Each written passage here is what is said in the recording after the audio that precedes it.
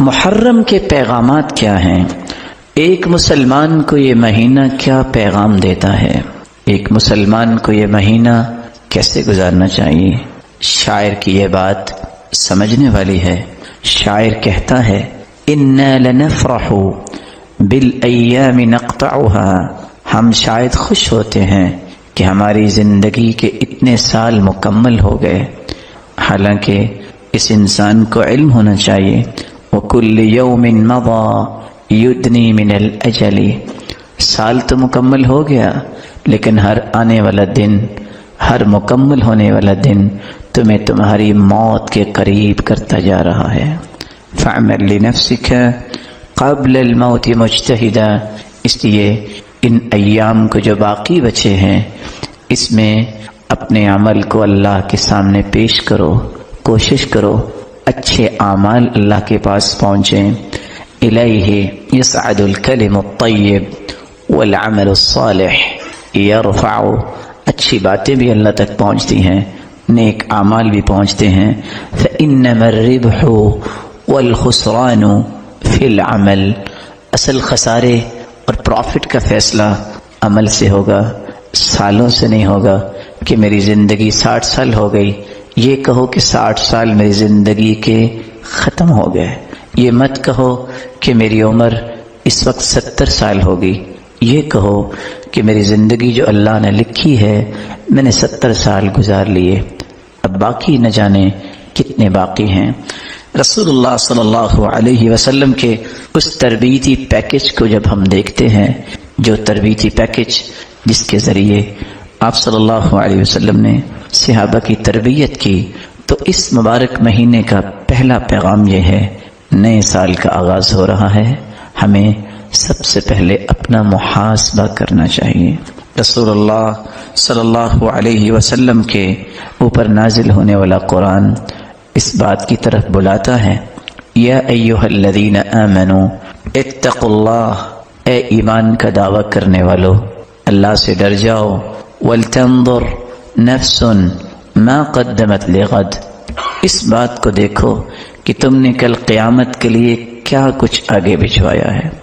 ہر جان یہ سوچے وہ وقت آنے والا ہے، وہ وقت قریب ہے جب ایک چٹیل میدان میں پوری کائنات کو جمع کیا جائے گا، ایسا چٹیل میدان لا تری فیہ عوجا ولا امتا، نہ کوئی اونچ نیچ ہوگی کوئی چھپ سکے، نہ وہاں کوئی درخت ہوگا، نہ وہاں کوئی پہاڑ ہوگا، پوری کائنات میدان محشر میں جمع ہوگی۔ وہ حسن جو تم دنیا میں حاصل کرتے ہو، حاسبوا قبل ان تحاسبوا، اپنا محاسبہ خود کرو۔ سیدنا عمر رضی اللہ تعالیٰ عنہ کہا کرتے تھے اس سے پہلے کہ تمہارا محاسبہ قیامت کو کیا جائے، وَتَزَيَّنُوا لِلْعَرَضِ الْأَكْبَرِ، آج تم دنیا میں بھی زینت اور حسن اختیار کرتے ہو، لباس پہن کر، جوتا پہن کر، بالوں کو بنا کر، لیکن قیامت کا دن آنے والا ہے کہ تمہارے جسم پہ کوئی لباس نہیں ہوگا، تمہارے پاؤں میں کوئی جوتی نہیں ہوگی، تمہارے بال بکھرے ہوئے ہوں گے۔ اللہ کے رسول صلی اللہ علیہ وسلم نے یہی بات سمجھائی تھی، ستحشرون یوم القیامت حفاة عراة غرلا بہما، ان قریب تمہیں میدان محشر میں جمع کیا جائے گا، جسم پہ لباس نہیں ہوگا، پاؤں میں جوتی نہیں ہوگی، بال بکھرے ہوئے ہوں گے، اور اسی طرح جس طرح غیر مختون انسان پیدا ہوتا ہے اسی حالت میں میدان محشر میں اللہ کے سامنے پیش کیا جائے گا، اور حالت یہ ہوگی وَجَاءَ رَبُّكَ وَالْمَلَكُ صَفًّا صَفًّا، فرشتے صفوں میں ہوں گے، اللہ رب العزت میدان محشر میں تشریف لائیں گے جیسے کہ اس کی شان کو لائق ہے۔ اللہ کے نور کی تجلیوں سے وَأَشْرَقَتِ الْأَرْضُ بِنُورِ رَبِّهَا، اللہ کے نور کی تجلیوں سے میدان محشر روشن ہو جائے گا۔ جب یہ بات اللہ کے رسول صلی اللہ علیہ وسلم نے بتائی تو سیدہ عائشہ پریشان ہوئی، کہتی ہیں یا رسول اللہ صلی اللہ علیہ وسلم، الرجال والنساء ينظر بعضهم الى بعض، ساری زندگی تو ہم نے پردہ کیا، ہم نے اپنی عزتوں کی حفاظت کی، اپنی عصمتوں کو چھپایا، کیا قیامت کے دن کوئی لباس نہیں ہوگا؟ کیا مرد اور عورتیں ایک دوسرے کی طرف دیکھیں گی تو رسول اللہ صلی اللہ علیہ وسلم نے فرمایا یا عائشہ، اے عائشہ رضی اللہ عنہا، آپ کیا بات کر رہی ہو؟ الامر اشد من ان یہمہم ذاک، معاملہ تو اس سے بھی بڑا ہوگا، کسی کو ہوش ہی نہیں ہوگی کہ ہم کہاں کھڑے ہیں، سب کچھ بھول چکے ہوں گے۔ وَتَرَى النَّاسَ سُكَارَى وَمَا هُمْ بِسُكَارَى، لوگ یوں محسوس ہوگا جیسے نشہ کیا ہوا ہے، لیکن انہوں نے نشہ نہیں کیا ہوگا۔ ایک وقت آئے گا یکون الناس کالفراش المبثوث، اس طرح پتنگوں کی طرح گرے ہوں گے لوگ، لیکن ایک وقت آئے گا سب کی صفیں بنائی جائیں گی، نیک لوگوں کی صف، انبیاء کی صفیں، اولیاء کی صفیں، علماء کی صف، فرشتوں کی صفیں۔ اللہ رب العزت ایک ایک انسان کے ساتھ مخاطب ہوں گے۔ ان ربکم یحاضر ولیس بینہ وبینہ ترجمان ولا حجاب، ایک وقت آنے والا ہے اللہ رب العزت ہر انسان سے ہم کلام ہوں گے، کوئی ترجمانی کرنے والا نہیں ہوگا، کوئی ٹرانسلیٹر وہاں نہیں ہوگا، ولا حجاب، کوئی پردہ بھی نہیں ہوگا۔ آج دنیا میں کوئی بات صحیح بیان نہیں کر سکتا، کہتے ہیں فلاں کی مدد لے لیتے ہیں، وہ کلیریفیکیشن صحیح دے سکتا ہے، فلاں کو بلا لیتے ہیں، وہ آرگیو اچھا کر لیتا ہے، فلاں کو بلاتے ہیں، اس کے پاس لینتھ ایکسپیرینس ہے، ڈیبیٹ اچھی کرتا ہے۔ قیامت کے دن ہر شخص نے اپنا حساب خود دینا ہے۔ وَلَيْسَ بَيْنَهُ وَبَيْنَهُ تُرْجُمَانٌ وَلَا حِجَابٌ، کوئی پردہ بھی نہیں ہوگا اور کوئی ترجمانی کرنے والا بھی نہیں ہوگا۔ اور پہلا سوال یہ ہوگا، جب تک 4 سوالوں کے جواب نہیں دے گا اس وقت تک قدم نہیں اٹھا سکے گا۔ لا تزول قدم عبد حتى يسأل عن 4، جہاں انسان کھڑا ہے کھڑا ہی رہ جائے گا۔ سوال کیا ہوں گے؟ سب سے پہلا سوال عن علمه ما عمل به، بتاؤ تجھے معرفت، پہچان، علم جو ملا تھا تم نے عمل کتنا کیا تھا۔ وعن عمره فيما افنا، تجھے زندگی کی نعمت دی تھی، تیری صبحیں، تیری شامیں، تیری ظہریں اور تیری عصریں اور تیری راتیں کہاں گزرتی تھی۔ وعن شبابه فيما ابلا، تو نے جوانی کو کھپایا کہاں تھا۔ وعن ماله من اين اکتسب، بتاؤ ذرا یہ مال تیرے پاس آیا تو کہاں سے آیا تھا۔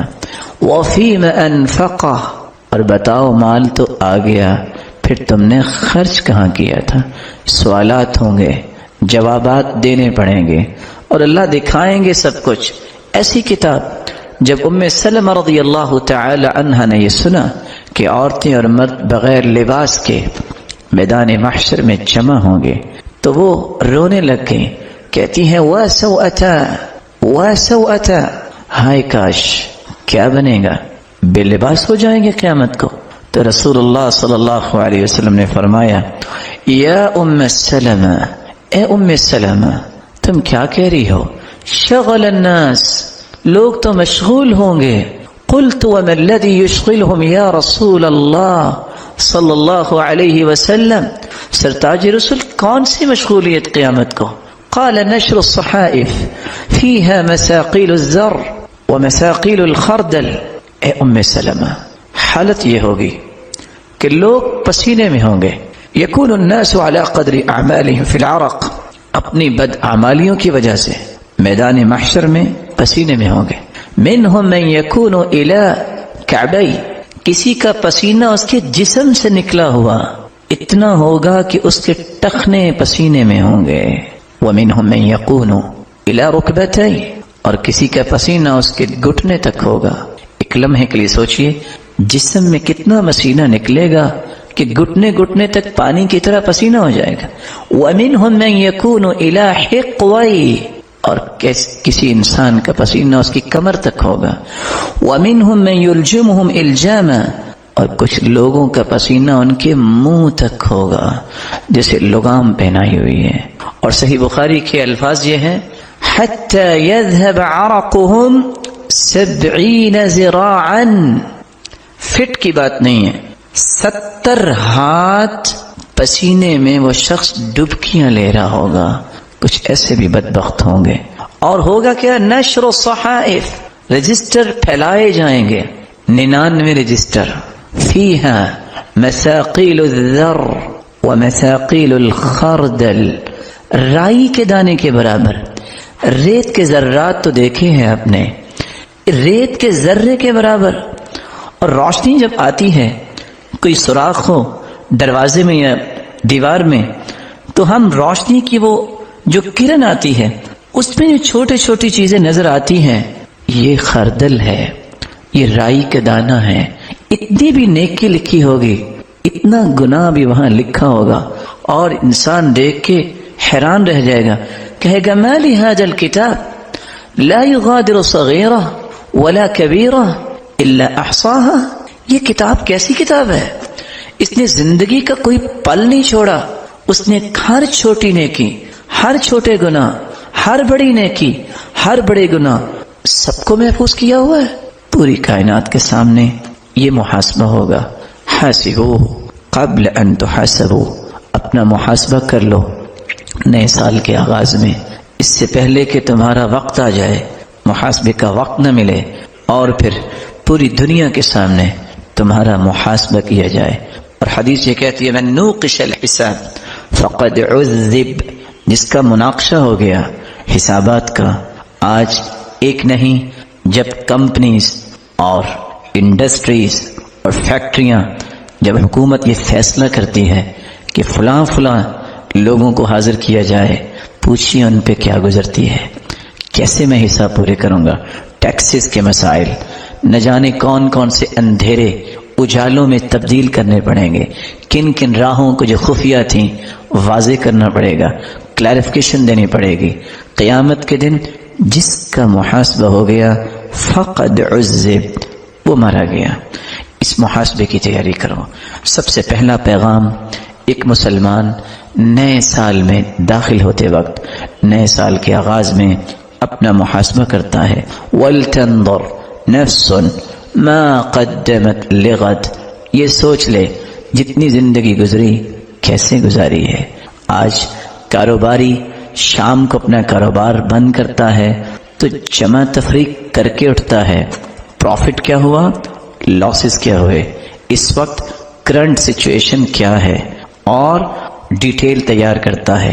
کبھی میں نے اور آپ نے یہ بھی سوچا کہ آج میری زندگی کے اتنے سال مکمل ہو گئے، ان سالوں میں میں نے کمایا کیا ہے، پایا کیا ہے اور کھویا کیا ہے؟ اور آیت کا حسن دیکھیے، اللہ تعالیٰ نے اس لیے ایک نہیں 2 مرتبہ ایک ہی آیت میں کہہ دیا وَاتَّقُوا اللَّهَ یا ایھا الذین آمنوا اتقوا اللہ. ایمان والو، محاسبہ کرنا چاہتے ہو تو اس کا طریقہ یہ ہے تقوی اختیار کرو. وَلْتَنْظُرْ نَفْسٌ مَا قَدَّمَتْ لِغَدْ، ہر جان یہ دیکھے اس نے کل کے لیے آگے کیا بھیجا ہے. پھر فرمایا وَاتَّقُوا اللَّهَ، اور اللہ سے ڈر جاؤ. یہ تقوی ہی انسان کا اصل محاسبہ ہے. ان اللہ خبیر بما تعملون، بے شک اللہ تعالی خبرگیر ہیں جو بھی تم کرتے ہو. تمہارے ایک ایک عمل، ایک ایک قول، ایک ایک تصور، ایک ایک تخیل اور ایک ایک سوچ اور فکر سے وہ ذات واقف ہے. اس لیے کبھی دھوکے میں نہ پڑنا کہ شاید میری کچھ باتیں چھپی ہوئی ہیں. یہ کہو تیرے رب کی رحمت کتنی وسیع ہے، تم پہ اس نے اپنی رحمت کی چادر ڈالی ہوئی ہے، اور لوگوں کو ان گناہوں کا پتہ نہیں ہے. اور کہنے والے نے اس لیے سچ کہا تھا واللہ لو علموا قبیح سریرتی لأبى السلام علی من یلقانی. اللہ کی قسم، اللہ نے جو میرے گناہوں، غلطیوں، کوتاہیوں اور کمیوں پہ چادر ڈالی ہوئی ہے، اگر لوگوں کو پتہ چل جائے تو اللہ کی قسم مجھ سے کوئی سلام کرنے کے لیے بھی تیار نہ ہو. لیکن سترت معایبی ومخالبی وحلمت عن سقطی وعن طغیانی، لیکن میرے مالک یہ تیری رحمت ہے، تو نے پردہ ڈال دیا، تو نے درگزر کیا، تو حلیم ہے، تو بردبار ہے، تو مجھے پھر بھی موقع دے رہا ہے میں اپنی اصلاح کر لوں، میں اپنے راستے درست کر لوں، اپنی زندگی کے زاویوں کو روشن بنا لوں۔ ان تمام پہلوؤں میں اتق اللہ، تقوی کو بنیاد بنا لوں۔ اللہ رب العزت ہمیں اپنا محاسبہ کرنے کی توفیق عطا فرمائے۔ اس مہینے کا دوسرا پیغام، اگر آپ خوبصورت زندگی کا آغاز کرنا چاہ ہی رہے ہیں، محاسبہ کر رہے ہیں، تو پھر توبہ کر لیجئے، اپنے گناہوں کی توبہ، اپنی غلطیوں کی توبہ، اپنی خطاؤں کی توبہ۔ لیکن یاد رکھیے گا، یہ توبہ اس وقت تک قابل قبول نہیں جب تک اس میں 7 شرائط مکمل نہیں ہوں گی۔ سب سے پہلی شرط اخلاص۔ اگر اللہ کو راضی نہیں آپ کرنا چاہتے، لوگوں کو ہاتھ اٹھے دکھانا چاہتے ہیں، لوگوں کو بتانا چاہتے ہیں کہ میں بہت توبہ کرنے والا ہوں، میں تو بہت دعا کرنے والا ہوں، پھر بھی توبہ قبول نہیں ہوگی، کیونکہ اللہ کے رسول صلی اللہ علیہ وسلم کا فرمان ہے، ان اللہ لا يقبل من العمل الا ما كان له خالصا وابتغي به وجهه۔ اللہ تعالی صرف وہی عمل قبول فرماتے ہیں جو خالص اللہ کی رضا کے لیے کیا جائے، اور اللہ کو راضی کرنے کے ساتھ ساتھ اس کو ہی اپنے عمل کا محور و مرکز بنا کے عمل پیش کیا جاتا ہے۔